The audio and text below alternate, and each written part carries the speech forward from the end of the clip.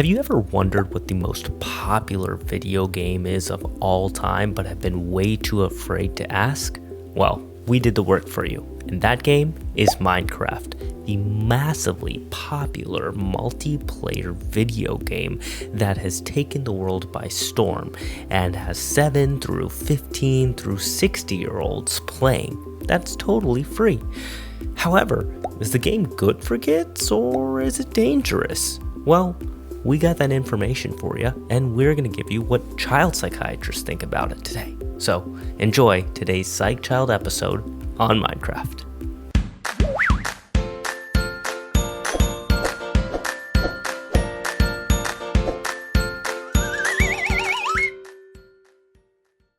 Hi, my name is Wes, and today we're talking about Minecraft.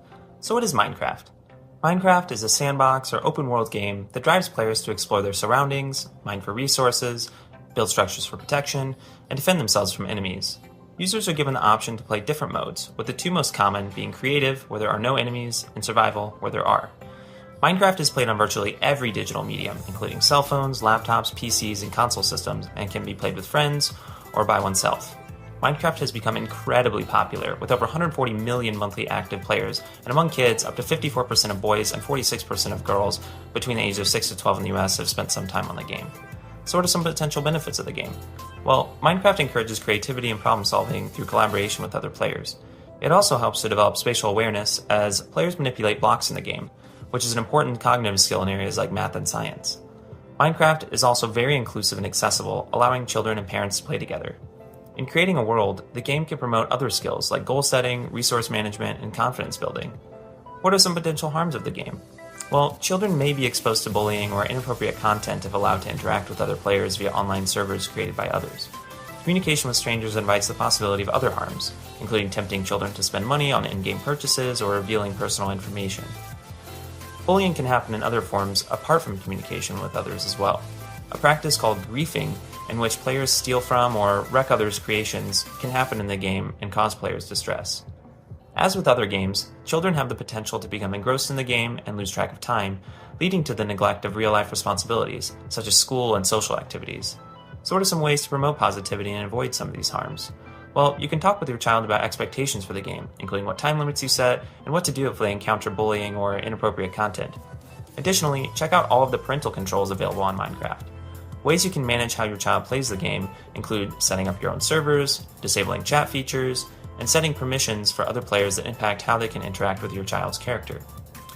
Overall, remember that Minecraft changes regularly, so continue to check in with your child about the game.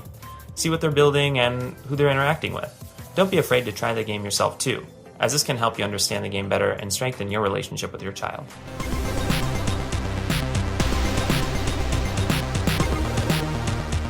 So, Dr. Cherry, talking about Minecraft, could you, in an elevator pitch, describe it in 3 words to someone who hasn't played it? Absolutely. And the 3 words are unlimited virtual Legos. Unlimited virtual Legos. Love it. Yeah. Okay. Do speak more a little bit about what that means. Similar to Legos in Minecraft, everything is built block by block by block. There are different types of blocks. And then there's ways to kind of merge different materials together to come up with a new material that you also use to build something else. And there's, you can literally rebuild the environment that you're in, similar if you were in a Lego world, you just take chunks out of it, rebuild it into something else. Trees, environmental stuff can be removed. You can, set up elaborate buildings. Really, it's there's no limit to what you can imagine and build in the Minecraft world. And it's basically like having a set of Legos that never runs out. I kind of love that too, because it helps me then when I'm thinking about my patients that it's like if they say I'm going to go play Minecraft, as opposed to what we talked with like Fortnite before, it's not like I'm expecting like a 15-minute game, right? It's like they're going into kind of this role playing and imaginary like environment kind of to build up. I'm just curious about like graphics started to get so good in video games. What do you think is the allure of going back to such pixelated, it's just like it's very interesting to me. It's like almost feels like 8-bit when we started to get so good. Why do you think kids, I mean, of course, Minecraft's been around for what now, 15 years or more? Um, why are people favoring that type of feel and environment now? Well, I think it's digitally, it's a very easy thing for even young kids to process. When things are too photorealistic, I think it's actually feels too complicated for a child to interact with. They're kind of in this beautiful, gorgeous world that looks like, something that's real. It's like, well, what do I do with this? Whereas things that are like nice, simple, concrete shapes for youngsters, it's very easy. Like, I can take this block and I could do something with it. Kind of similar to Duplo. Legos has the bigger, chunkier, easier to handle blocks because it's a lot easier for young kids to process. And with Minecraft, even though everything is, very blockish, very squarish, if you build this very large, elaborate world and you get far enough away from it, the pixelation really starts to diminish significantly, and you can get like a very photorealistic type of environment, just from something that is very large. And you can fly in Minecraft, so you could just fly up real high and just kind of look at it from afar, and it looks like a beautiful masterpiece. So I think that segues nicely into what parents should know about Minecraft, because when we think about video games and online playing video games, when we talk about Fortnite or Call of Duty, these are battle arenas where you play with 150 people on a server. What's Minecraft's layout like? Is it you meet a bunch of people online and you play a game in one server? Could you help describe what that is? So it's a fairly open world, but it is owned primarily by Microsoft. Oh, it is owned by Microsoft. They are very careful about their PR, and so they do build in considerable parental controls because they do understand that they're trying to hit the full age range, from little child to elderly adult. It's really good for anybody who would enjoy Legos would enjoy Minecraft. So you do not have to play online with other people. You can absolutely play it locally by yourself. You can specifically link and do cooperative play with specific accounts. And you can also meet up with a whole bunch of other people on this, the same servers in the same world, if you have that specific world ID that you're able to log into. And they have open access. They've allowed open access to that world. I guess I'm just more curious to access the parent controls because I haven't played Minecraft. I've heard a lot about it and seen a lot of the paraphernalia on my patients. But to access them, do you have to create your own account, or can you do you have remote access somewhere else? The way that Minecraft, you have to have a Microsoft account, basically. Okay. You have to sign up for an account in order to log on and stuff like that. And so you can designate an adult account as the parent account, and then you can create child accounts for your minors. And then you get to control what happens in their account from the parental account. And you could do that from any web browser. That might be like a good way for parents come into our offices and saying, my kid's playing Minecraft, I don't know where to start, is to maybe watch like a YouTube video on parental controls, or go to our website on Psychild and see a link to controls, and basically watch maybe a little tutorial of how to create their own account and then have their child's account under it. That gets to this question of, between like virtual and reality version of the same thing. One of the biggest breakthroughs I had with a patient was like an 11-year-old girl, very shy. I was trying to build rapport with her. I couldn't get her to really answer many questions and stuff, even when her parents weren't in the room.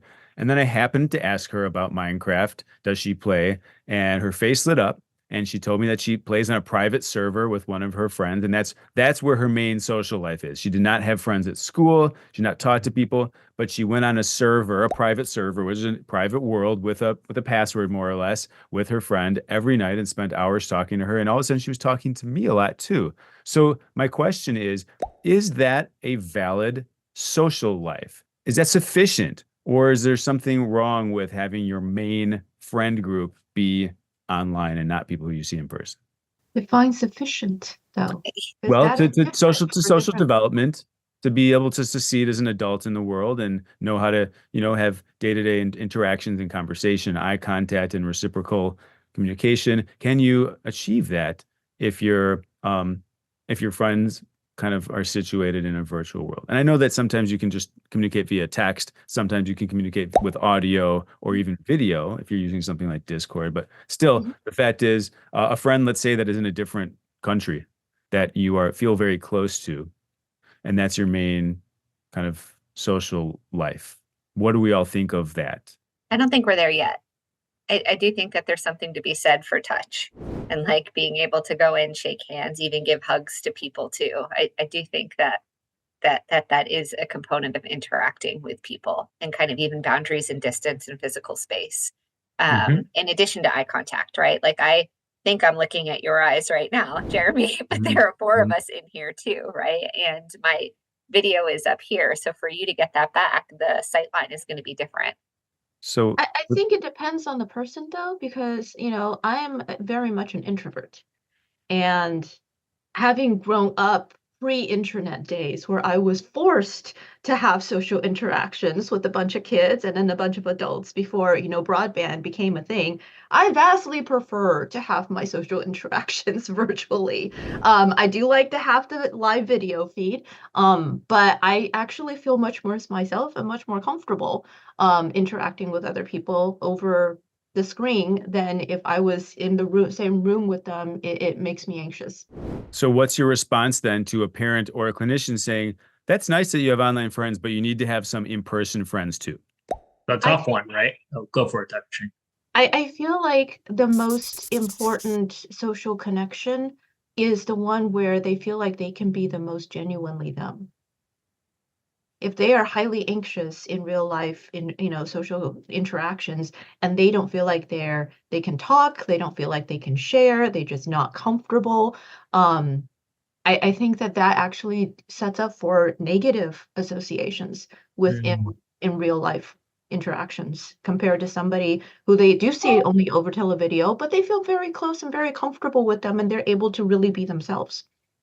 But how do you get comfortable with real life interactions if you don't have any? So Do you I really think want them? I think the dichotomy here, this is the switch, and maybe the difficulty is, or sorry, the conundrum, if you will, is how to have socially anxious individuals get comfortable with anxiety provoking situations so that becomes more comfortable over time. And I think this is exactly what the conflict is. And I think this is what parents, clinicians as well kind of deal with is we want a kid to be comfortable.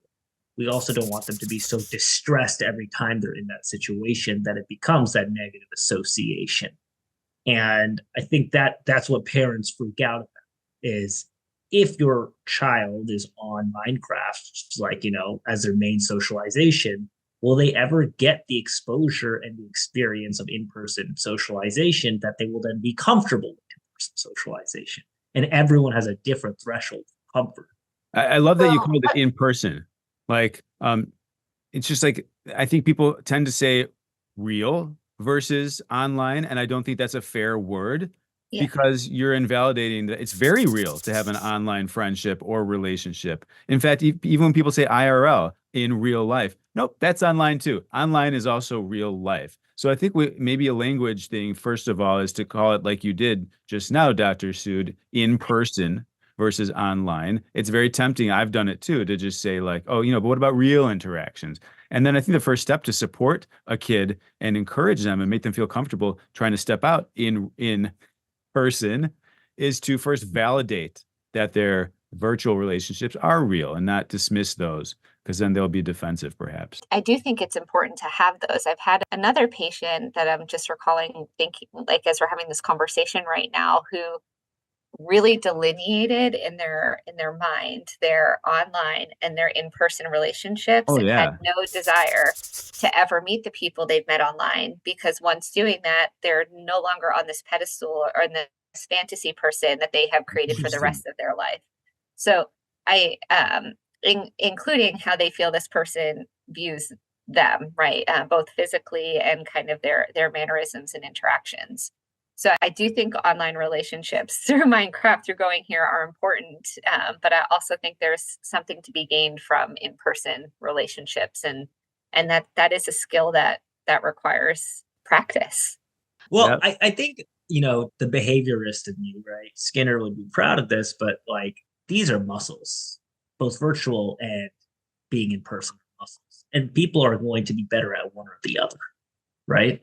People are going to be more well trained. Um, my wife, during her chief year at Cornell, hated giving PowerPoint presentations. She had to give one every week for routes for her residents, and it was the most infuriating and exhausting exercise because she is not an extrovert like me, but she got really good at them. You're an And she extrovert?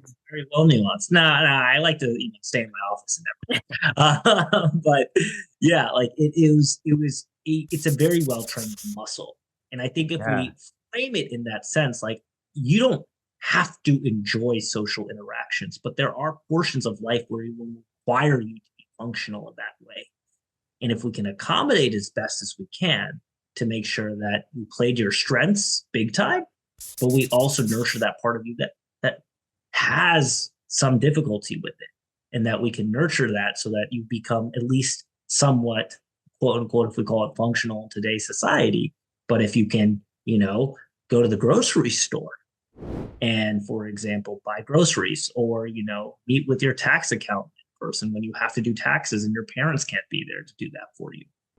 That's where I think the bridge often needs to be met. So I'm so glad you mentioned bridge. Interactions every day. And the nice thing about Minecraft, though, is that, kids especially, they like to build what their interests are. Somebody who's like read a book about something, they want to recreate part of that book in the Minecraft. They, saw a movie that they really like. They want to recreate part of that world in Minecraft. And when they're meeting and interacting with other kids who have common interests that they're expressing and sharing in Minecraft, that very often also helps them to get along much better when they do meet up in person. How does that work in terms of finding things? Like, how did you even find the amusement park? Is there a search function, or you just had to wander around in the world? People who want to share their world, there is open forums that you can go and you can search, and they will have like still pictures of, this is what my world looks like, and if you want to come check it out, this is the world ID, and you can tap that in. I have a hot take here. I'm curious your guys' opinion on it. Ash mentioned the word bridge, and one of the key goals of Psych Child is to bridge between parents and young people, or grown-ups and young people who they live with. And we talked so much about the importance of saying, hey, kid, it's cool that you have that online relationship and friendship. We want to encourage you to step out into the in-person world and learn some of those skills. Should we also be telling parents, we want you to try to step into the world of a digital relationship and feel what that feels like, and maybe even discover that you can care genuinely about a friend online, so that both people are, again, meeting in the middle there. And, I would think many parents dismiss the value and the realness of online friendships. So how could we encourage parents to, is it as simple as saying, you need to make an account and hop in there and maybe meet with your adult friends or neighbors in there, or what would be a way to build that empathy? I would do it in incentive style for parents. You want your kids to have a better understanding of boundaries with video games, you got to know how they work, right? You want them to have a better alliance with you and listen to you when you say you got to turn it off. Play with them, learn the experience. So I think if you can incentivize the parents to say, hey, if you want your child to play within the boundaries of what you want, you've got to learn the language of it and then adapt it to your boundaries. Can you show me what you're building in Minecraft? It could be something as simple as that. And, go stand in front of the monitor with, if you're on a Nintendo Switch or one of those consoles, plug it into the big TV in your family room. And it's a very visual experience. It's, very easy for a spectator to kind of follow what's going on. And kids love to explain what they're doing. They really do. And once they've put a lot of energy and effort into creating something, they really want to show it off. Love it. I know there's also different modes, right? There's survival mode and there's creator mode, and we might talk about this a little bit in the previous portion of this episode, but could you give us a quick rundown of what those modes are and what might be the most popular? So creative mode is actually the most popular. That's the one where you're basically just in this world with unlimited virtual Legos and you have access to every material that you want. You could build whatever you want. You could get, have access to as many things as you want. There's no danger in creative mode. You're not going to get attacked. You're not going to get hurt. You don't get, there's no fear factor or, sense of urgency. You have complete control. You can fly anywhere. You could teleport to any part of the world. Survival mode is very intense. I don't do well in survival mode. I've tried multiple times, did not survive. Unfortunately, it is actually a very difficult game. You basically land in there with nothing. You have to harvest all the materials that you need, build yourself a shelter, because there is a transition of day and night. And when night comes, the monsters come out and the monsters will attack you and you can get killed. And you can respawn immediately. There's unlimited lives, but you lose half the stuff that you're carrying and you end up spawning in some point that you don't, and then you get lost and you can't find your way. It's actually very challenging and very stressful. But you have to build your own weapons, you have to build a shelter, and you have to figure out how to harvest and collect all that stuff and do it while trying to stay alive. And you have more to competitive. Yes, it can be. And even just by yourself, it is very scary. But some people like that extra challenge. And survival mode is the one where there's actually a plot to the game. There is an actual end goal in the game. There's another world that you have to go into. Is like way underneath. Ender dragons. And there's a dragon that you have to kill. What about money in Minecraft? Can people make money? Can people spend money? Is it an issue? No. And that's actually one of the best things about Minecraft. It's, there are special kind of downloadable packets where, you get certain types of special skins, like, usually licensed ones like Super Mario or something like that, or Pokemon, that you pay for that. That's like a special world or whatever download that you can pay the company for it, but there's no really monetary transaction, not like Roblox or anything like that going on in the system.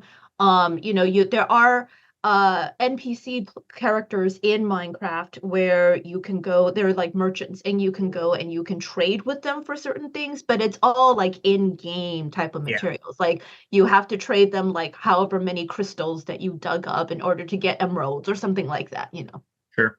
What's the drawback to Minecraft, or is there one? Besides maybe taking up too much time?